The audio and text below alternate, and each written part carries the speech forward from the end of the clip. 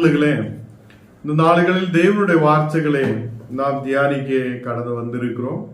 Google மீட்டாய் ஒன்று சேர்ந்து அநேக நாடுகளாய் நாம் வசனங்களை தியானித்து வரும்போது தேவன் நமக்கு புத்தியும் ஞானத்தையும் கிருபைகளையும் கொடுத்து இந்த நாடுகளில் வழி நடத்துகிறார். நாம் ஜெபிப்போம். நல்ல தகப்பனே, இந்த நாடுகளில் அப்பா விசேஷமாக நாங்கள் ஒன்று சேர்ந்து ஆண்டவரே உம்முடைய வார்த்தைகளை தியானிக்க, உம்முடைய வார்த்தைகள் கவனமாயிருக்க நீர் கிருபை செய்திருக்கிறதுக்காக ஸ்தோத்திரம். நல்ல தகப்பனே, இந்த நாடுகளில் உம்முடைய உயிர்ப்பின் வல்லமையால் எங்களை நிரப்பி நீர் வழி நடத்துதற்காக ஸ்தோத்திரம். நாங்கள் ஆவிக்குரிய நிலையில் தெய்வமே இந்த உலகத்திலும் நல்ல நிலையில் ஆசீர்வாதத்தோடு தெய்வமே வெற்றிகரமாய் முன்னாடி கடந்து வர நீர் கிருபை செய்ததற்காக ஸ்தோத்திரம். அநேக பலவீனதைகளோடு பாரத்தோட கண்ணீரோடு வந்திருக்கிற மக்களுக்காக ஜெபிக்கிறேன். ஒரு விடுதலை நீர் கொடுத்து ஆசீர்வதிக்கிறதற்காக ஸ்தோத்திரம். இந்த தினத்தில் அப்பா நாங்கள் உம்முடைய உயிர்ப்பை கொண்டாட, உம்முடைய உயிர்ப்பை தியானிக்க நீர் கிருபை செய்ததற்காக ஸ்தோத்திரம். ஆண்டவரே, இந்த நாடுகளில் எங்களுக்கு தேவையான நல்ல வழிகளை நீர் ஆயத்தப்படுத்ததற்காக ஸ்தோத்திரம். தேவனே, நீர் எங்களை உயர்த்த வல்லமையுள்ளவராய் இருக்கிறதற்காக ஸ்தோத்திரம். இந்த நேரத்தில் நாங்கள் ஆரம்பிக்கிறேன். நீர் எங்களோடு கூட இருந்து வழி நடத்து வர வேண்டிய எல்லா மக்களையும் நீர் கூட்டி வருத்ததற்காக ஸ்தோத்திரம். இயேசுவின் நாமத்தில் தன பிதாவே, ஆமேன், ஆமேன். கர்த்தர் நம்மோடு கூட இருந்து நம்மை ஆசீர்வதிக்கிறதா தேவனாய் இருக்கிறார். 1 கொரிந்தியர் 15ஆம் அதிகாரம் 3-4 வசனங்கள் நான் வாசிச்சு பார்க்கும்போது, கிறிஸ்து நம்முடைய பாவங்களுக்கு ஆக அவர் அதை மரித்து அடக்கப்பட்டிருக்கிறார். கர்த்தர் பிள்ளைகளே, அது அந்த வசனத்தின்படி, தீர்க்க தரிசனங்களின் படி இயேசு இந்த நாளுகளில் 3ஆம் நாள் உயிர் தெழும்பியவனாய் இருக்கிறது. கர்த்தர் பிள்ளைகளே, இந்த நாளுகளில் நாம் அதை அவருடைய உயிர்ப்பை கொண்டாடுகிறார். அவர் உயிர் தெழுந்த தேவன். அவர் நமக்காக 3ஆம் நாள் அதை உயிர் தெழும்பி இன்றைக்கும் உயிரோடு இருக்கிற கர்த்தர் இயேசு என்னிலூட உங்களிலூட இன்றைக்கும் உயிரோடு இருக்கிறார். நாம் இந்த நாடுகளில் பார்க்கும்போது இந்த உலகத்தில் நமக்கு அதை ஒரு சாட்சியாய், கிறிஸ்துவின் சாட்சியாய் மாற்றப்பட தேவன் நமக்கு கிருபை செய்திருக்கிறார். இங்கு நாம் வசனத்தில் பார்க்கும்போது அதை நாம் வேத வசனங்களின்படி கிறிஸ்து நம்முடைய பாவங்களுக்காக அதை மரித்து அடக்கப்பட்டு அவர் வசனத்தின்படியே அவர் 3ஆம் நாள் உயிர் தெழும்பின தேவனாய் இருக்கிறது. தேவ பிள்ளைகளே, நாம் உயிரோடு இருக்கிற ஒரு தேவனை ஆராதிக்கிறார். உயிரோடு இருக்கிற ஒரு கிறிஸ்துவை நாம் உயர்த்துகிறார். அவர் முதலாம் பலனாய், முதலாம் கனியாய் இருக்கிறது. அதை மரித்து அடக்கம் பண்ணப்பட்டு 3ஆம் நாள் எழும்பினவர். அவர் முதலாவது பலனாய் இருக்கிறது. ஆதாமிலூட எல்லாவரும் பாவத்துக்குள்ளே கடந்து செல்லப்பட்ட போது, ஆதாமிலூட எல்லாவரும் இந்த உலகத்தில் அதை பாவத்தினை அடிமையாய் மாற்றப்படும் போது, கிறிஸ்துவிலூட எல்லாவரும் புது அதை ஜீவனை, அதை ஒரு ஜீவனை பெற்றுக்கொள்ள, நித்திய ஜீவனை பெற்றுக்கொள்ள முடிகிறார். எனக்கும் உங்களுக்கும் அதை இந்த உலகத்திலே வாழ்க்கையோடு நாம் முடிந்து விடுதவராய் அல்ல. இந்த உலகத்திலே வாழ்க்கையோடு நாம் இந்த உலகத்திலே எல்லாம் முடித்து விட்டு அதை நாம் நாசமாய் போகுதவராய் அல்ல. நாம் கிறிஸ்துவோடு கூட வாழ்ந்தவராய் ஒரு நித்திய ஜீவனை கொடுக்குத தேவன் உண்டு என்று நாம் இந்த உயிர்ப்பிலோடு தெரியப்படுகிறார். கிறிஸ்து உயிரோட எழும்புவதிலூടെ, கிறிஸ்து உயிரோட இந்த நாள்களில் அதை 3ஆம் நாள் உயிரோடு எழும்புவதை நாம் பார்க்கும் போது, அதை கிறிஸ்துவோடு கூட நமக்கும் ஒரு உயிர்ப்பு உண்டு, ஒரு புது ஜீவன் நமக்கும் உண்டு, நமக்கு ஒரு நித்திய ஜீவன் உண்டு என்று நாம் நம்பிக்கை வைக்கிறேன். ஏனென்றால் அவர் நமக்கு ஒரு முன்மாதிரியாய் நமக்கு காட்டி கொடுத்திருக்கிறார். இந்த உலகத்திலே சரீரம் இந்த மண்ணிலேக்கு மாற்றப்படும் போதும், இந்த உலகத்திலே சரீரம் அது மண்ணில் அழிஞ்சு போகும் போதும், ஆவிக்குரிய சரீரம் அது புதுக்கமுள்ளதாய், ஆவிக்குரிய சரீரம் அது பலமுள்ளதாய், அது புது சரீரமாய் அதை நமக்கு மாற்றப்பட முடியும் என்று இங்கே நமக்கு வசனத்தில் பார்க்கிறார். கர்த்தர் பிள்ளைகளே, இயேசு அங்கே அதை நம்ம பார்க்கும்போது, வசனத்தில் பார்க்கும்போது, அவர் அதை 3ஆம் நாள் உயிரோடு எழும்பி கேபாவுக்கும் பின்னே அங்கே உள்ள அந்த சிஷ்யர்களுக்கும் அவர் காட்சி அளிக்கிறார். இங்கே வசனத்தில் அப்போஸ்தலனாகிய பவுல் எடுத்து சொல்லப்படுத விஷயம், அவர் எப்படி உயிரோடு எழும்பினார் என்றும், அந்த நாளுகளில் யாருக்கெல்லாம் அவர் காட்சி அளித்திருக்கிறார் என்றும் அங்கே நமக்கு இந்த வசனத்தில் அப்போஸ்தலனாகிய பவுல் எடுத்து சொல்லப்படுகிறார். கர்த்தருடைய பிள்ளைகளே, நாம் ஏதோ ஒரு கதை கேட்கிறது அல்ல, ஏதோ சும்மாவே ஒரு கதையாய் சொல்லுறது அல்ல. இயேசு உண்மையாய் அவர் உயிரோடு எழும்பி, அது அந்த கல்லறை அது காலியாய் இருந்தது, அங்கு யாருமே இல்லாத சூழ்நிலை இருந்தது. நான் வசனத்தில் எல்லா இடத்திலும் பார்க்கிறார். இங்கே 1 கொரிந்தியர் 15ஆம் அதிகாரம் അതിന്റെ 6ാമത്തെ വസനം വാസിക്കുമ്പോൾ 1 കൊരിന്ത്യർ 15 അതിന്റെ 6ാമത്തെ വസനം,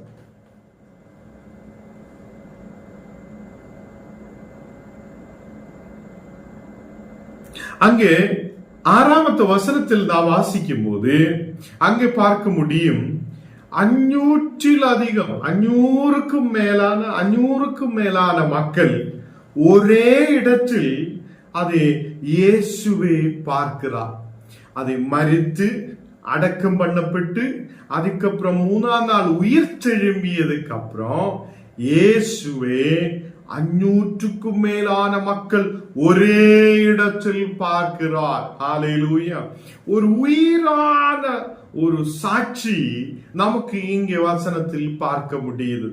அந்த நாளில் அப்போஸ்தலனாகிய பவுல் நல்ல படித்த ஒருவன், புத்தி இருக்கிற ஒருவன், அங்கே நல்லபடியே கேட்டு அதை ஆராய்ச்சி பண்ணி எழுத முடியாத ஒருவன், அதை படிக்காத ஒருவன் அல்ல. அப்போ அவர் அவ்வளோ ஆராய்ச்சி பண்ணி இந்த விஷயத்தை இங்கே எழுதப்பட்டிருக்கிறார். உண்மையாய் 500க்கும் மேலான மக்கள் ஒரே இடத்தில் இயேசுவை பார்க்கிறார். அப்போ இயேசு உயிரோடு இருக்கிறார் என்று அந்த நாளுகளில் சாட்சி சொல்லுகிறார். அதில் கொஞ்சம் பேர் இப்போ உயிரோடு இருக்கிறார் என்றும், கொஞ்சம் பேர் இறந்து போயிருக்கிறார் என்றும், அவர் எழுதப்படுத நாளுகளில் கொஞ்சம் பேர் இப்போது உயிரோடு இருக்கிறார் என்றும், கொஞ்சம் பேர் இறந்து போயிருக்கிறார் என்றும் அவர் அங்கே சாட்சி சொல்லுகிறார். அப்போ இயேசு உயிரோடு எழும்பினார் என்றதுக்கு ஆதாரம் இருக்கிறார். 500க்கும் மேலான மக்கள் அவரை பார்த்திருக்கிறார். 500க்கும் மேலான மக்களுக்கு இயேசு காட்சி அளிப்பி இருக்கிறார். ஹல்லேலூயா! கர்த்தர் பிள்ளைகளே, அந்த 7வது வசனத்தில் நாம் பார்க்கும்போது யாக்கோபுக்கும் அங்கே இருந்த அதுக்கப்புறம் இருந்த எல்லா அப்போஸ்தலர்களுக்கும் கர்த்தர் அதை காட்சி அதை அழைக்கிறார். கர்த்தர் பிள்ளைகளே, இந்த நாடுகளில் இயேசுவே உயிரோட யாக்கோபும் அங்கே இருக்கிற அப்போஸ்தலர்களும் அங்கே பார்க்கிறார். அப்போ அவர் ஏதோ ஒரு உயிரோடு எழும்பினார் என்றது ஒரு சிம்பிளான ஏதோ ஒரு கதை அல்ல, உயிரான சாட்சி. அநேகர் அவரை பார்த்திருக்கிறார். அதே சீஷர்கள் அவரை பார்த்திருக்கிறார். சீஷர்கள் அவருடைய சாட்சியாய் மாற்றப்பட்டிருக்கிறார். அங்கு 8வது வசனம் நான் வாசிக்கும் போது அப்போஸ்தலனாகிய பவுல் சொல்லுகிறார், எனக்கு அது ஞான் அப்போஸ்தலனாய் இருக்கிறார், ஞான் ഏറ്റവും சின்னவனாய் இருக்கிறார், ஒரு சின்னவனாய் இருக்கிற என்னை சபைக்கு விரோதமாய் எழும்பின எனக்கு கடைசியாய் ஆண்டவர் காட்சி அதை கொடுத்திருக்கிறார், அவர் உயிரோடு இருக்கிறார் என்று 8வது வசனத்தில் அப்போஸ்தலனாகிய பவுல் எடுத்து சொல்லுகிறார். தேவ பிள்ளைகளே, இங்கே கர்த்தராகிய இயேசு உயிரோடு எழும்பினார் என்றது இங்கே அப்போஸ்தலனாகிய பவுல் சாட்சியாய் சொல்லப்படுகிறார். அப்போ அவர் உயிர் தெழும்பின தேவன், அவர் எனக்காக உங்களுக்காக உயிர்த்தெழும்பின தேவன். அதே கர்த்தர் பிள்ளைகளே, இந்த நாளுகளில் கிறிஸ்து உயிர்த்தெழும்பினார் என்று நாம் கர்த்தருடைய வசனத்தை எடுத்து சொல்லுகிறார். அப்போ உயிர்த்தெழும்பியில்லா என்று சொல்லியா இன்றைக்கு நம்ம விசுவாசம் வியர்த்தமாயிருக்கிறது, அது உண்மையுள்ளதல்ல என்று அப்போஸ்தலனாகிய பவுல் இங்கே கொரிந்தியர் 1 கொரிந்தியர் 15:12 15-16 வரைக்கும் அவர் அங்கே சொல்லப்படுகிறார். அப்போ கிறிஸ்து உயிர்த்தெழும்பினார் என்றதுதான் நமக்கு விசுவாசமாயிருக்கிறது. கிறிஸ்து உயிர்த்தெழும்பி இருக்கிறார். அவர் இந்த நாளுகளில் நமக்கு விசுவாசிக்கத்தக்க விதமான ஒரு வார்த்தையை நமக்கு கொடுத்திருக்கிறார். அப்போ கிறிஸ்து உயிர்த்தெழும்பின தேவன். அப்போ கிறிஸ்து உயிர்த்தெழும்பி இருக்கிறார் என்று நாம் சாட்சி கேட்கிறார். யார்களுடைய சாட்சி கேட்கிறார்? 500 பேருக்கு மேலான மக்கள் அவரை பார்த்திருக்கிறார். யாக்கோபும் அவங்களோடு கூட உள்ள அப்போஸ்தலர்களும் அவரை பார்த்திருக்கிறார். அதே மாதிரி அங்கே உள்ள எல்லா ஜனமும் பார்க்கிற மாதிரி இயேசு அவங்களுக்கு முன்பாக வந்து தேவனுடைய வார்த்தைகளை சொல்லப்படுகிறார். கர்த்தருடைய பிள்ளைகளே, கிறிஸ்து உயிர்த்தெழும்பி இல்லா என்றால் நாம் விசுவசிக்கிறது வியர்த்தமாய் இருக்கிறது. நாம் விசுவசிக்கிறது அதை உண்மையில்லாத இருக்கிறது என்று சொல்லுகிறார். அவர் மரித்து அடக்கம் பண்ணப்பட்டு உயிர்த்தெழும்பி இருக்கிறார் என்பதுதான் ஒரு சத்தியமான விஷயமாய் இருக்கிறது. அதனாலதான் நாம் இந்த நாளுகளில் உயிர்ப்பின் அதே ஞாயிறாய் இந்த நாளுகளில் அதை கொண்டாடப்படுகிறார். கர்த்தருடைய பிள்ளைகளே, இயேசு இங்கே உயிர்த்தெழும்பினார் என்பதே அப்போஸ்தலனாகிய பவுல் எடுத்து சொல்லப்படுகிறார். அதை 17ஆம் வசனமும் 18-19 எல்லாம் வாசிக்கும் போது நாம் கிறிஸ்து உயிர்த்தெழும்பியிலா என்று நாம் சொல்லப்படுதென்றால், கிறிஸ்து உயிர்த்தெழும்பியிலா என்று நாம் சொல்லப்படுதென்றால், நாம் இன்றைக்கும் அதே முன்னாடி உள்ள பாவங்களில் இருக்கிறார் என்று அப்போஸ்தலனாகிய பவுல் சொல்லுகிறார். நம்முடைய பாவங்களுக்காக கிறிஸ்து மரித்திருக்கிறார். நம்முடைய பாவங்களுக்காக கிறிஸ்து அடக்கம் பண்ணப்பட்டிருக்கிறார். நம்முடைய பாவங்களுக்காக அவர் பலியானவராய் இருக்கிறது. அவர் இந்த நாடுகளில் உயிர்த்தெழும்பி இருக்கிறதுனால அவரால் நம்முடைய பாவங்கள் மாற்றப்பட்டிருக்கிறார். இந்த நாடுகளில் அதை அநேகம் பேர் இயேசுவில் விசுவசித்திருக்கிறார். அநேகர் கிறிஸ்துவில் மரித்திருக்கிறார். அப்போ கிறிஸ்து மரிக்காமல் இருந்து அதை மரித்தில்லா என்றோ, கிறிஸ்து உயிரோடு எழும்பியில்லா என்றோ சொல்லியா? கிறிஸ்துவுக்குள் மரித்த அநேகர் இருக்கிறார். கிறிஸ்துவுக்குள் மரித்த அநேகர் இருக்கிறார். அப்போ அவங்களும் என்ன சொல்லும்? அப்போ கிறிஸ்து உயிர்த்தெழும்பியிலா என்று யாரு சொல்லுதோ அநேகர் கிறிஸ்துவுக்குள் மரித்திருக்கிறாரே, அவங்களும் நாசம் அடையது இல்லையா என்று அப்போஸ்தலனாகிய பவுல் கேட்கிறார். கர்த்தருடைய பிள்ளைகளே, இந்த நாடுகளில் கிறிஸ்து உயிர்த்தெழும்பி இருக்கிறார் என்றது உண்மையான ஒரு விஷயமாய் இருக்கிறது. அது அவர் அப்போஸ்தலனாகிய பவுல் இங்கே எடுத்து சொல்லப்படுகிறார். யாரெல்லாம் அவரை பார்த்திருக்கிறார், யாரெல்லாம் அவரை பார்த்திருக்கிறார்? 500க்கும் மேலான மக்கள் ஒரே இடத்தில் அவரை பார்த்திருக்கிறார். யாக்கோபும் அப்போஸ்தலர்களும் அவரை பார்த்திருக்கிறார். ஞானும் அவரை பார்த்திருக்கிறார் என்று அப்போஸ்தலனாகிய பவுல் சொல்லுகிறார். கர்த்தருடைய பிள்ளைகளே, இந்த நாளுகளில் அவர் நிறைய கேள்விகள் 12 19 வரைக்கும் நிறைய கேள்விகள் எழுப்புகிறார். கிறிஸ்து அதை உயிர்த்தெழும்பிலா என்றால் நம்முடைய விசுவாசம் எங்கே என்று அவர் கேள்வி கேட்கிறார். அதனால கர்த்தருடைய பிள்ளைகளே, இந்த நாளையில் ஏதோ ஒரு கொண்டாட்டத்துக்காக இந்த நேரத்தை நாம் பயன்படுத்தாதபடிக்கு நாம் விசுவாசத்தில் வளர்ச்சி உள்ளவராய், விசுவாசத்தில் உயர்ந்து வருத பிள்ளைகளாய் மாற்றப்பட கிறிஸ்து எனக்காக உயிர்த்தெழும்பி இருக்கிறார் என்றும், நான் கிறிஸ்துவில் விசுவாசமாய் இருக்கிறார் என்றும், நாம் கிறிஸ்துவில் நாம் கிறிஸ்துவுக்குள் நித்திரை கொள்ளுகிற மக்களாய் இருக்கிறார் என்றும், அவர் நம்மை கிறிஸ்து உயிர்த்தெழும்பியது போல அவர் நம்மை உயிர்த்தெழுப்புவார் என்றுள்ள ஒரு விசுவாசமும் அது நமக்கு இருக்க வேண்டும் என்று இந்த வசனத்தில் நாம் பார்க்கிறது. அப்போ இங்கே நமக்கு ஒரு ஆசை இருக்கிறது. தேவன் அவரோடு கூட, கிறிஸ்துவோடு கூட நம்மையும் உயிர்ப்பிப்பார். நமக்கும் உயிர்ப்பின் சக்தியே புரியும் என்று தேவன் அங்கே நமக்கும் அதை பார்க்க முடியும் என்று தேவன் அங்கே சொல்லப்படுகிறார். 20, 21, 22 வசனங்கள் வாசிக்கும் போது ஆதாமிலூടെ எல்லாரும் பாவம் செய்திருக்கிறார். ஆதாமிலூടെ எல்லாரும் பாவத்துக்குள்ள வந்திருக்கிறார். அப்படி ஆதாமிலூടെ முதலாவது பாவத்துக்குள்ள கடந்து சென்ற அந்த ஆதாமிலூടെ அநேகர் பாவம் செய்திருக்கும் போது இந்த நாடுகளில் அதை இயேசு கிறிஸ்துவிலூടെ அந்த பாவங்களை மாற்ற முடிகிறார். இயேசு கிறிஸ்து நமக்காக இன்றைக்கும் உயிர் தெழும்பி இருக்கிறது. இயேசு முதலாம் பலனாய் அதை மரித்தவருடைய இடையிலிருந்து இயேசு உயிர் தெழும்பி இருக்கிறது. கர்த்தருடைய பிள்ளைகளே, இயேசு உயிர் தெழும்பி இருக்கிறவராய் இருக்கிறது. அவர் முதலான் பலனாய் இருக்கிறது. அதே அவர் நம்மையும் தேவனோடு கூட நம்மையும் தேவனுடைய பக்கத்தில் கொண்டு வர அவரால் முடியும். தேவ பிள்ளைகளே, இந்த நாடுகளில் அதை கிறிஸ்து நமக்காக மரித்திருக்கிறார். கிறிஸ்து நமக்காக அதை இந்த நாடுகளில் உயிர் தெழும்பி அதை இந்த நாடுகளில் உயிரோடு இருக்கிறார். அவருக்கு சகல கனவும் மகிமையும் அதே புகழ்ச்சியும் அவருக்கு இருக்கிறது. அதை அவர் பிதாவினுடைய வலது பாகத்தில் இருக்கிறவராய் இருக்கிற தேவன் அதை இந்த நாடுகளில் மரணமாகிய அந்த சத்ருவை நீக்கம் பண்ணி இருக்கிறார். இந்த நாடுகளில் நமக்கு ஆவிக்குரிய மரணம் இல்லை.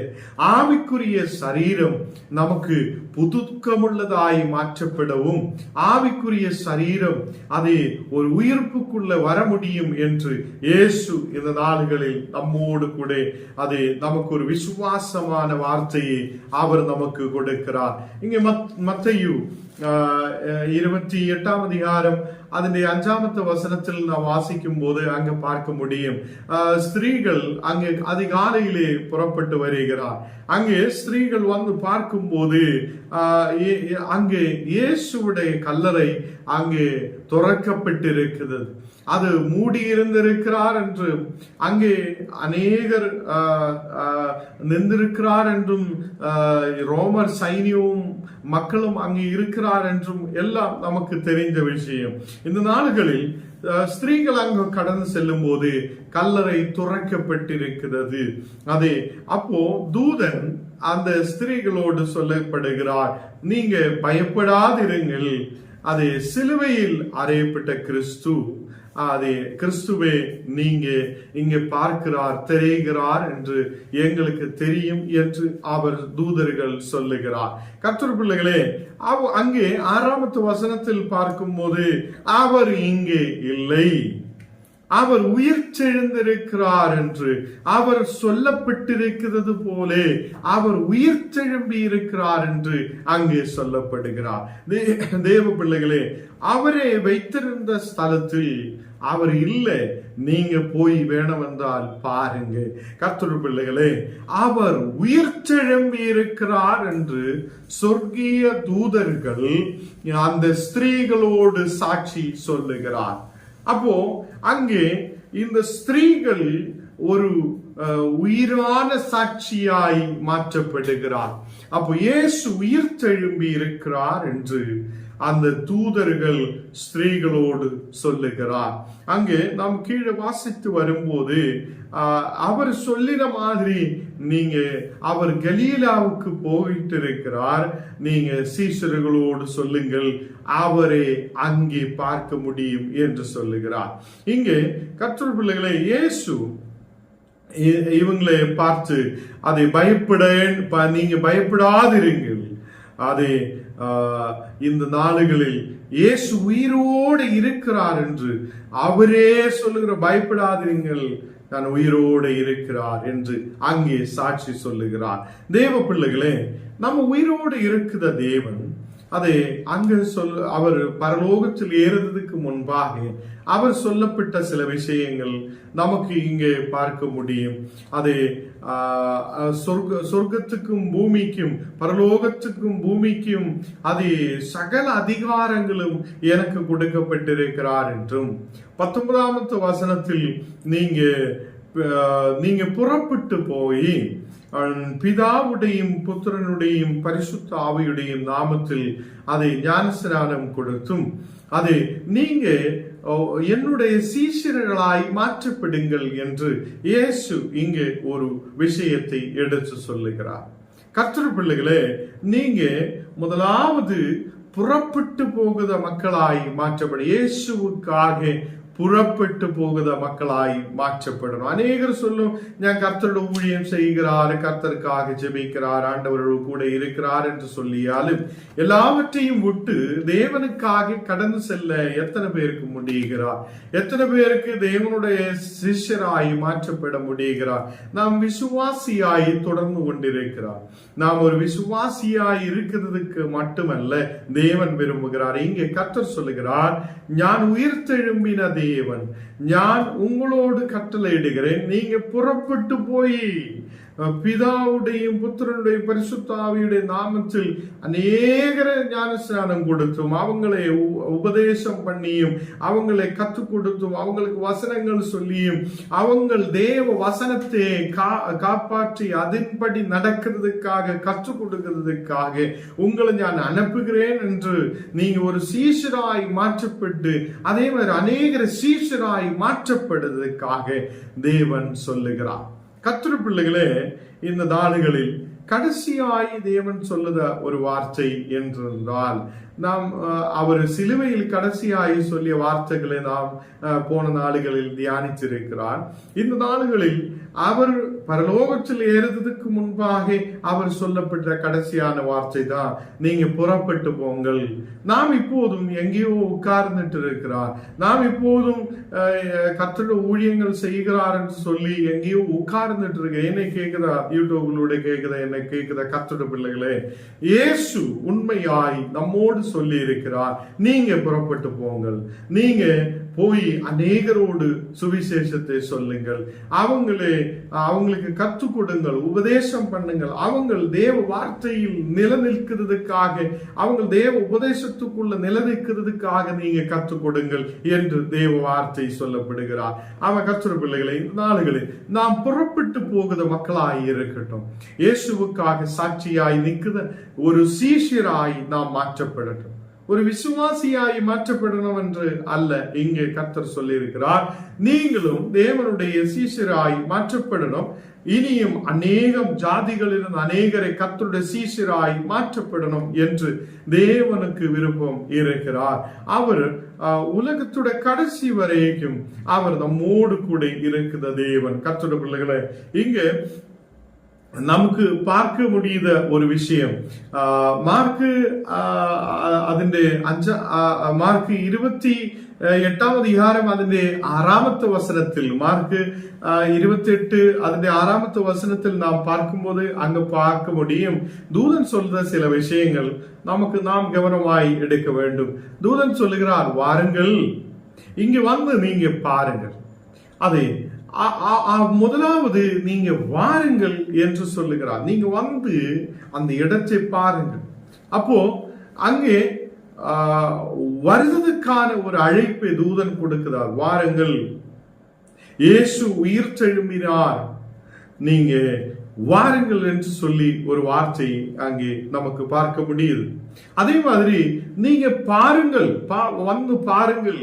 இப்போ அந்த இடத்தில் இயேசு இல்லை, அடக்கம் பண்ணப்பட்ட இடத்தில் இயேசு இல்லை, அந்த கல்லறைக்குள்ள இயேசு இல்லை. அங்கே அது அவர் உயிர் தெழும்பி புது சரீரத்தோட அவர் உயிர் தெழும்பி இருக்கிறார் என்பதை அங்கே சொல்லப்படுகிறார். அதுக்கப்புறம் அங்க சொல்லுகிறார், நீங்க போங்கள். அப்போ வாருங்கள், பாருங்கள், நீங்க போங்கள். அப்ப இங்கே 3 வார்த்தைகள் அங்க பார்க்க முடியும். கடைசியாய் தூதன் சொல்லுத வார்த்தை, நீங்க சொல்லுங்கள். அப்ப இந்த வார்த்தை இன்றைக்கும் உயிர்ப்பின் நாளில் கிறிஸ்து நம்மோடு கூட பேசுகிறார். வாருங்கள், கிறிஸ்துவுக்குள்ள நீங்க வாருங்கள், அவரே நீங்க பாருங்கள், கிறிஸ்துவே, உயிர் தெழும்பின கிறிஸ்துவே நீங்க பாருங்கள். அதே நீங்க அவருடைய சாட்சியாய் புறப்பட்டு போங்கள். இந்த நாளுகளில் அநேகரோடு சொல்லுங்கள், இயேசு உயிரோடு இருக்கிறார். இந்த நாளுகளில் உயிரோடு இருக்கிற கிறிஸ்து நம்மையும் ஆசீர்வதித்து வழி நடத்துவார். நாம் எல்லாரும் ஒன்று சேர்ந்து ஜெபிக்கலாம், கண்ணுகளை மூடலாம், ஜெபம் பண்ணலாம். ஆண்டவர் இன்றைக்கு நல்ல ஒரு வார்த்தையை நமக்கு கொடுத்திருக்கிறார். நாம் ஏதோ ஒரு இடத்தில் அதை அடங்கி இருக்கிறதுக்காக கிறிஸ்து நம்மை அழைத்தது இல்லை. நாம் வந்து கிறிஸ்துவை ருசித்து பார்க்க, நாம் வந்து அந்த உயிர்த்தெழும்பின தேவனை பார்க்க, அந்த தேவனோடு கூட நாம் பயணிக்க, கர்த்தருக்காக புறப்பட்டு போக, அவருடைய வார்த்தைகளை அனைவரோடு சொல்லப்பட நம்மை ஒரு சீஷராய் கர்த்தர் அழைத்திருக்கிறார். நாம் ஜெபிக்கலாம். ஆண்டவரே, இந்த நேரத்தில் உம்முடைய வார்த்தைகள் எங்களை பலப்பிடித்ததாய் இருக்கிறது. நீர் பரிசுத்தராய் எங்களோடு கூட இருக்கிற தேவன், நீர் உயிர் தெழும்பின தேவனாய் இன்றைக்கு உயிரோடு இருக்கிறவர் என்று வேதத்திலிருந்து தியானிக்க நீர் கிருபை செய்ததற்காக ஸ்தோத்திரம். உம்முடைய உயிர்ப்பின் வல்லமை எங்களுடைய மேல் ஊற்றப்படுதவைக்காக ஸ்தோத்திரம். அநேகர் வியாதியோடு பலவீனதையோடு இருக்கிறார், அநேகர் பாரத்தோடு இருக்கிறார், கண்ணீரான சூழ்நிலையோடு இருக்கிறார். எல்லா மக்களுடைய சரீரங்களை போல் விடுவிக்கப்படட்டும், எல்லா பாரங்கள் நடுக்கங்கள் விட்டு மாறப்படட்டும், ஒரு விடுதல் உண்டாகுதவைக்காக ஸ்தோத்திரம். தேவனே, நீர் தொடு, உமது பிரசன்னம் ஓரோ மக்கள் மேல் ஊற்றப்படுதவைக்காக ஸ்தோத்திரம். குடும்பம் குடும்பமாய் ஆண்டவரே, இந்த மக்கள் இதில் கடந்து வந்திருக்கும் போது, வசனங்களை கேட்டிருக்கும் போது, உம்முடைய தேவ கரமோரு மக்களையும் தொடுதவைக்காக ஸ்தோத்திரம். ஒரு உயிர்ப்பின் வல்லமை எல்லா மக்கள் மேல் ஊற்றப்படட்டும். ஆண்டவரே, ஒரு விசுவாசத்தை கொண்டு நிரப்பட்டும். நீர் உயிரோடு இருக்கிற தேவன், எங்களை வழி நடத்துதவர், எங்களை பாதுகாக்குதவர், எங்களை ஓரோ நாளும் எங்களையும் எங்களுடைய குடும்பங்களை உயர்த்துதவராயிருக்கிறார். ஹல்லேலூயா. இந்த நாடுகளில் நாங்கள் உமது சிஷ்யராய் மாற்றப்பட, அநேகரை கர்த்தருடைய சீஷராய் மாற்றப்பட, ஆண்டவரே உபதேசம் பண்ண, அநேகருக்கு கற்றுக் கொடுக்க, அநேகருக்கு முன்பாக கிறிஸ்துவை உயர்த்தப்பட நீர் எங்களுக்கு கிருபை செய்ததற்காக ஸ்தோத்திரம். இன்னைக்கு கடந்து வந்திருக்குதா எல்லா மக்களையும் உமது கரத்தில் ஒப்புக் கொண்டிருக்கிறேன். ஆண்டவரே, உமது சீஷர்களாய் அவங்கள் புறப்பட்டு போய் அநேகர் முன்பாக சாட்சியாய் நிற்கப்பட இருக்கிற பஸ்ஸை இந்த நாடுகளில் தூதன் அந்த ஸ்திரீகளுக்கு முன்பாக ஒரு சாட்சியாய் நின்றது போல இந்த நாடுகளில் உயிரோடு இருக்கிற நாங்களும் கர்த்தருடைய சாட்சியாய் புறப்பட்டு கடந்து செல்ல, அநேகரை கிறிஸ்துவின் சீஷராய் மாற்றப்பட நீர் கிருபை செய்ததுக்காக ஸ்தோத்திரம். எங்களை நீர் பலப்படுத்து ஆசீர்வதி. அநேகர் கட பிரச்சனையோட பாரத்தோடு இருக்கிறார். அந்த மக்களுக்கு ஆண்டவரே கட பிரச்சனைகளில் இருந்து ஒரு விடுதலை கொடு. இந்த நாடுகளில் கர்த்தாவே வியாதிகள் இயேசுவின் நாமத்தில் குணம் அடையப்படட்டும். ஆண்டவரே, ஒரு மக்களுடைய தேவைகள் இந்த நாடுகளில் சந்திக்கப்படட்டும். பிசினஸ்கள் செய்த மக்கள் உண்டு, பிசினஸ்களில் ஒரு உயர்ச்சி உண்டாகட்டும். இந்த மக்களை நீர் ஆசீர்வதித்து பலப்படுத்தும். இயேசுவின் நாமத்தில் தனவிதாவே, ஆமென்.